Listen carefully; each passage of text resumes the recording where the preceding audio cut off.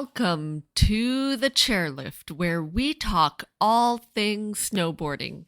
I'm your host, Snowboard Mom, and snowboarder for 28 years.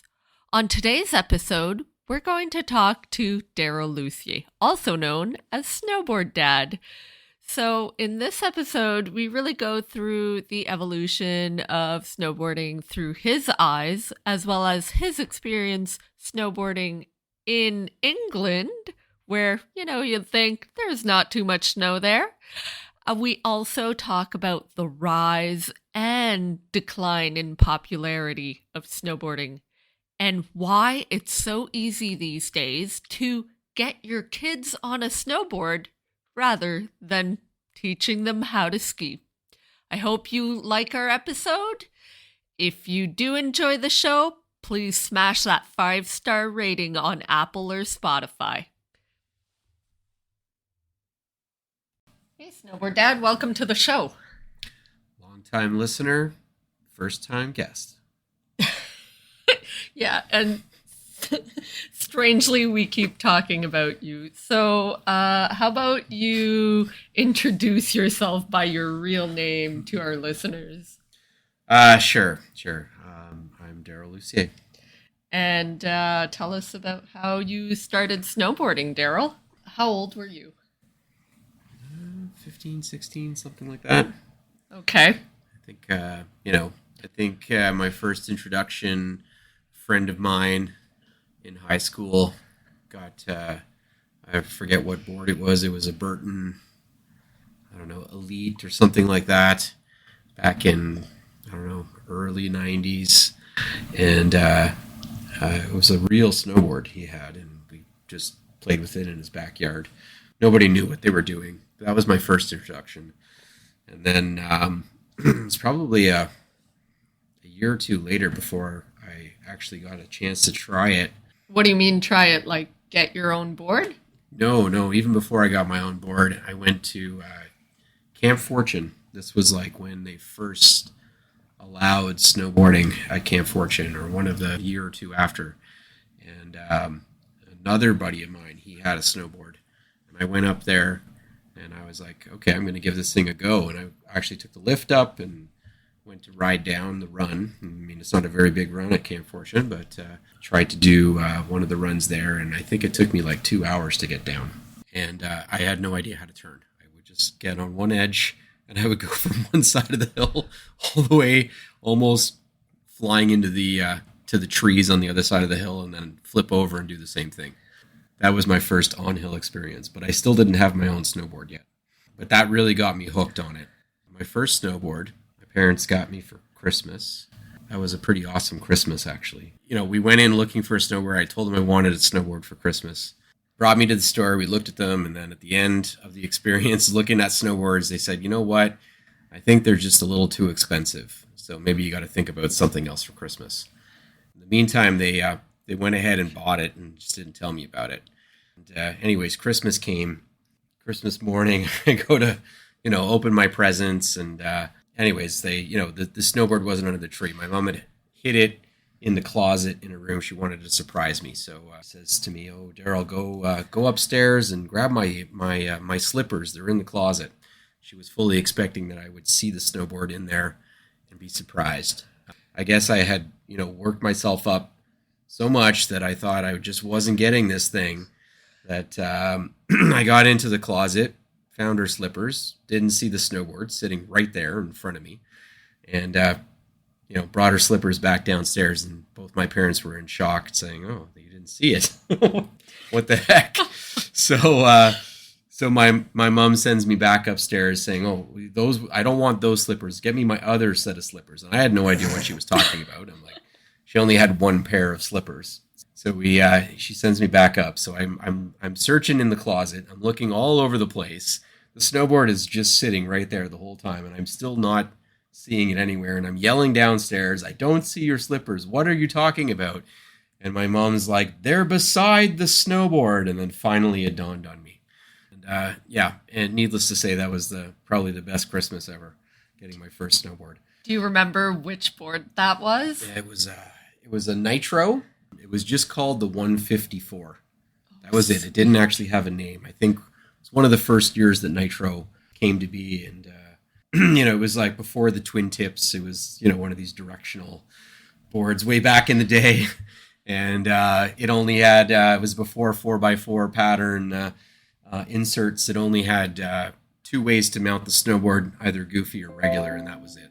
There was no hole patterns.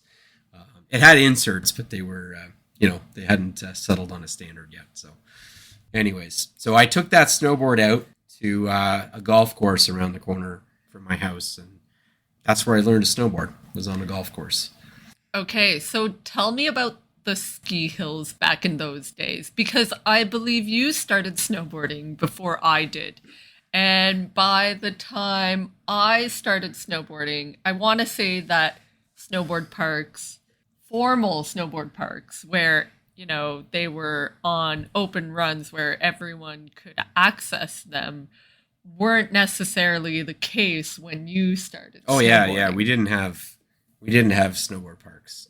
We would just, as snowboarders, we'd love to try to get air, do whatever side hits we could, but we also tried to build ourselves jumps, and the ski hills were not so happy about us doing that. And there were many times where we would, just stop on a run and just build a jump with our boards and pile some snow up and pack it into a jump, and we would build that, and then the ski patrol would come around and catch us and then destroy our jump on us.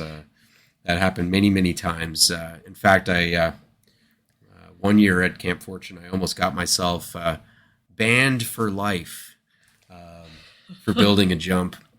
Okay, Rebel. I know. Yeah. But, I remember, for sure, your pass would get clipped for just about anything. Oh yeah. They didn't like us very much. The ski patrol were definitely the enemy. So that happened a lot. I mean, we petitioned a lot, and we did eventually get a snow park built because we just continue to persist. I think they finally kind of decided that it wasn't worth fighting us anymore. Yeah, I was around when Camp Fortune got their very first snowboard park, what they used to call them back then, instead of just a snow park, because the skiers weren't actually allowed in there. It was for snowboarders only. So, well, that's right. That was way before new school skiing had started, and really the only form of freestyle skiing that existed were either moguls or aerial skiing. I want to say, new school skiing came along a bit later in the early 2000s. Parks just became a free-for-all for everyone. Yeah, I mean, we had some friends that were skiers that they didn't switch over to the dark side quite yet, and they weren't allowed in the park. So I think eventually, I think that's one of the reasons it kind of led to a pretty big surge in the popularity of snowboarding, especially with a lot of kids that were skiing. They just wanted to switch because they wanted to go in the park. They weren't allowed otherwise. Finally, you get a park. I know you were how can I say this, local pro or local legend out here in the Outaouais. Can you tell us a little bit how that took place? Did you compete? Did you Yeah. films? No, that's what I did. So it was, once we got parks in place, of course, the next progression was to run events. I think it was not long after I helped pioneer the park at Camp Fortune before I was running the first snowboard event at Camp Fortune. I guess it was kind of a early version of a slopestyle course. Slopestyle, we had a big air event. I think we even did a border cross event. And I'm just trying to remember what it was called. I think the first event I ever did was called the Spring Fling. Do you remember who was organizing those events back then? Was it the ski hill? Was it a shop?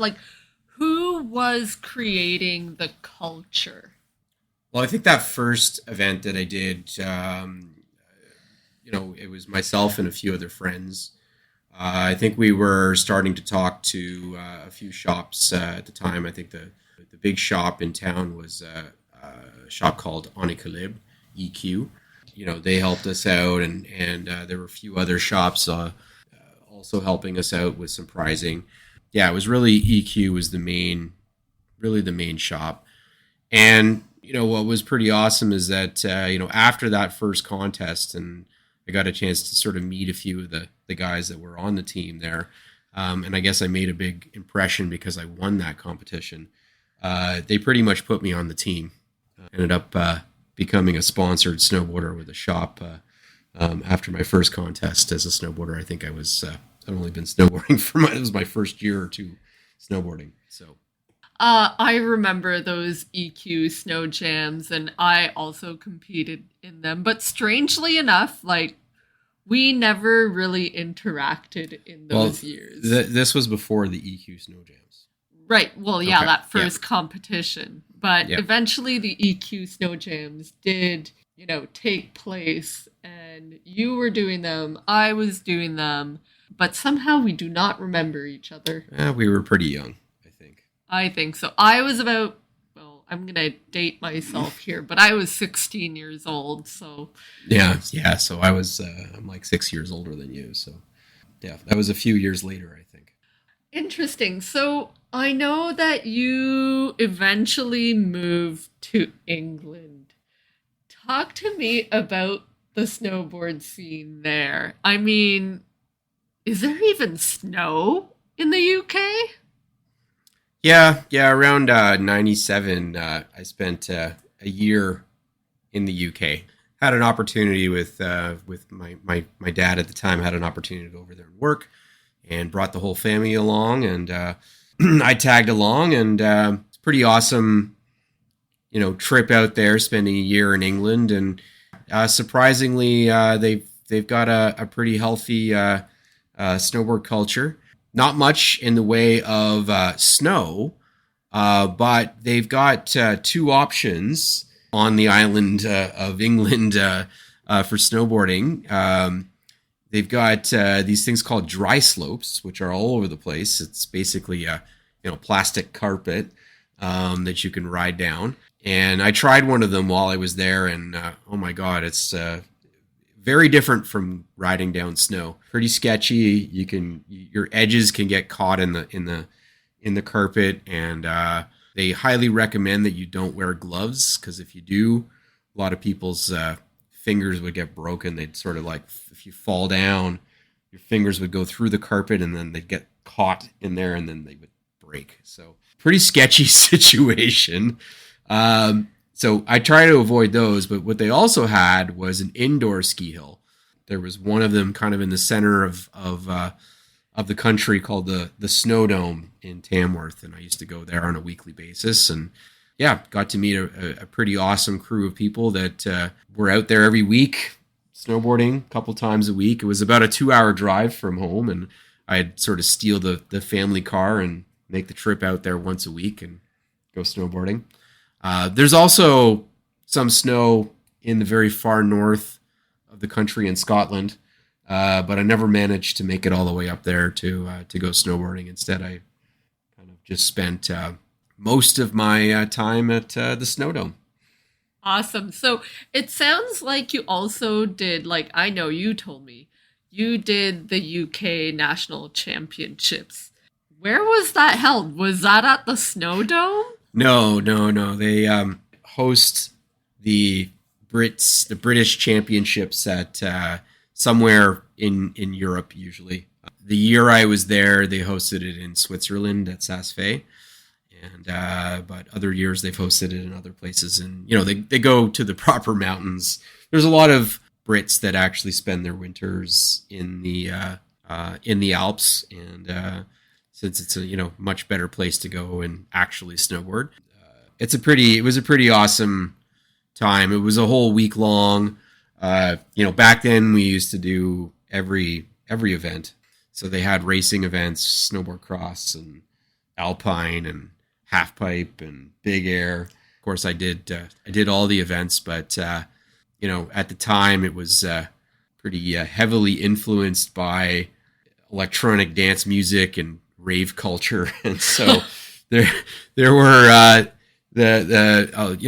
DJs flown in from London for this event, and I think we ended up spending more time probably drinking at night than we were doing the actual snowboard competition. I think for the big air, half the field didn't even show up because they were too drunk from the night before and hungover. So yeah, the competitive seriousness was very different at that time. I also recall blurry nights and competitors not being in the greatest shape the next day. Put it that way. Yeah. There were many contests where people would show up and they would be pretty hungover, and just making it to the competition was a challenge sometimes. So it was a different time though. Like when I was competing, most of the competitors did not have a coach. Oh yeah. Nobody had coaches.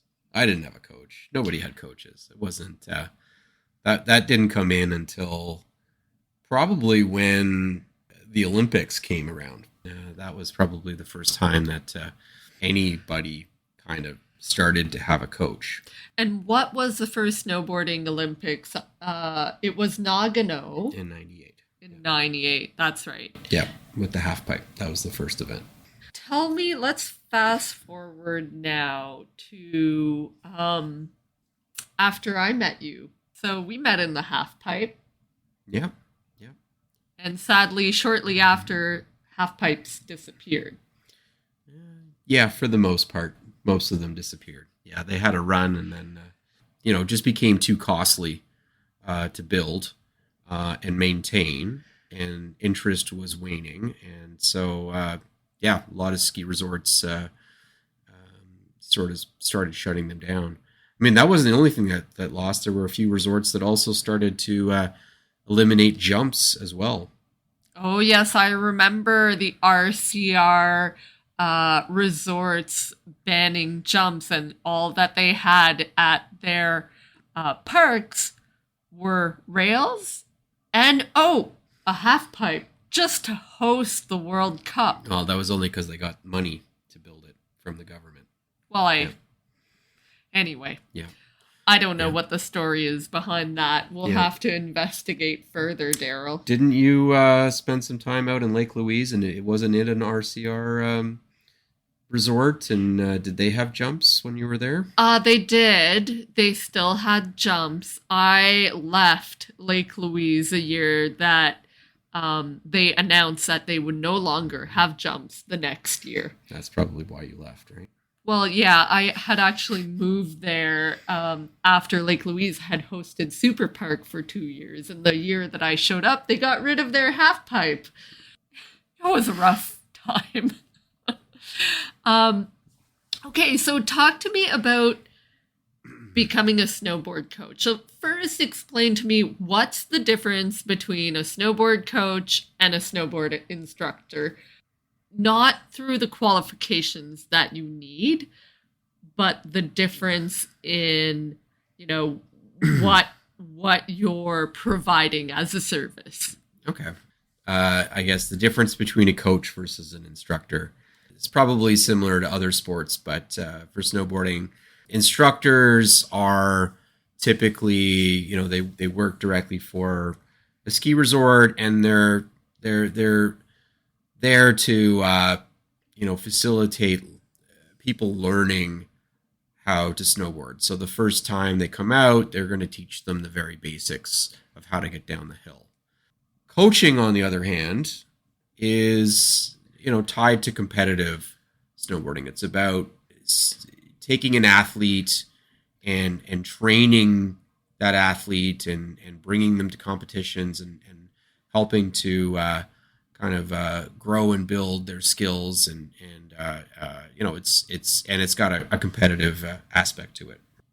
That's really the main difference, is that one of them is recreational, more towards delivering teaching somebody the basics versus coaching, which is less to do with more to do with building the skills over time, developing athletes. Developing athletes. Interesting. So tell me then, in Canada, how do you become a snowboard coach? Because I hear this from riders all the time. Like, they don't want to be an instructor teaching a first timer noob how to snowboard. They want to be coaching athletes or showing a more advanced rider, some skill sets. Well, I mean, the process to becoming a coach. So with instructors, there's the Canadian Association of Snowboard Instructors, CASI. You can follow through their curriculum for level 1, level 2. And then if you want to be, that's for instructors, but if you want to be a snowboard coach, then you can find programs through Canada Snowboard, which is the governing body for competitive snowboarding in Canada, through the provincial associations. So, each province, Ontario, Quebec, Alberta, BC, Nova Scotia, PEI, they all have provincial associations, and they offer coach training. The first level of training that you need to take if you want to become a coach is something called competition introduction. I can't recall exactly what it's at right now, if it's 3 or 5 days, but when I took it, it was a 3-day on snow program with some modules off snow.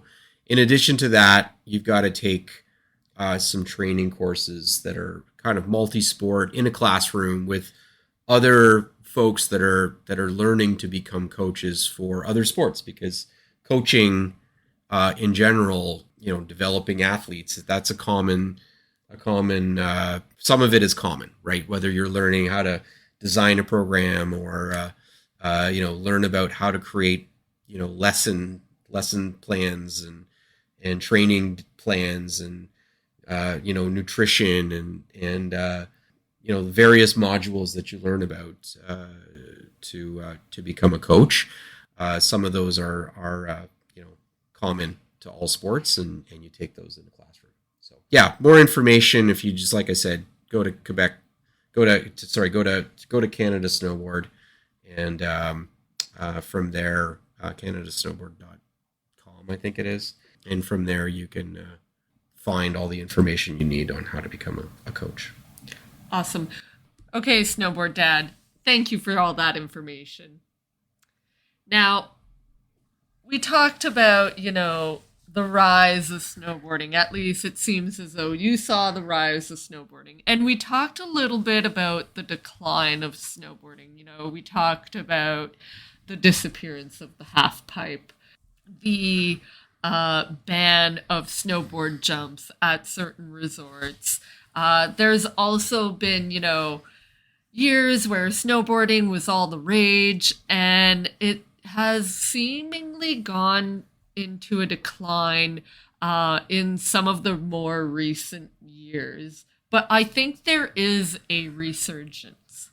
What do you think is the way to grow the sport in this present moment? How do we keep snowboarding healthy?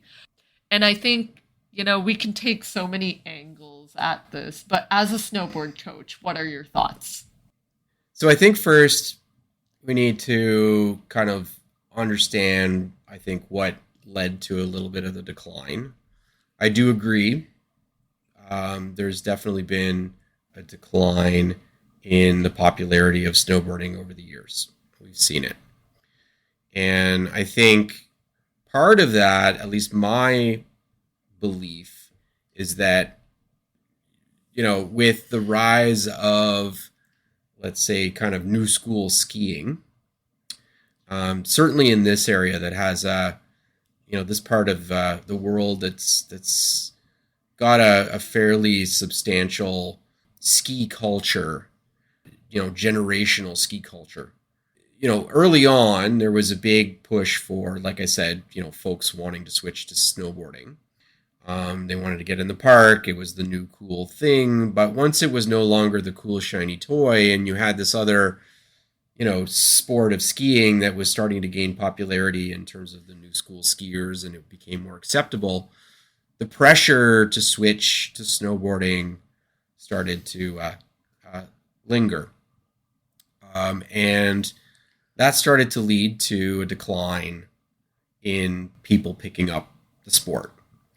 Snowboarding hasn't been able to experience yet the generational bump that skiing gets, right? So a lot of skiers are skiers because, their parents were skiers and their grandparents were skiers, and there was, it was a family activity that's happened, and there's generations of skiers, and that kind of keeps the sport going.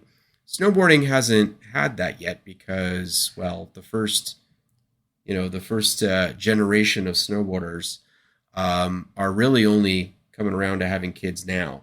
And I think if we go back a decade, there was a bit of a lull, but things are actually, I think, starting to turn around. And that's because a lot of that first generation of snowboarders are now having kids, myself and Snowboard Mom included.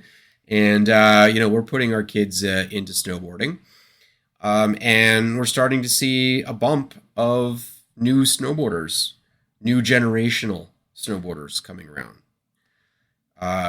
And that's helping. But of course, we're not necessarily retaining everybody. Not all the snowboarders are, having kids quite yet.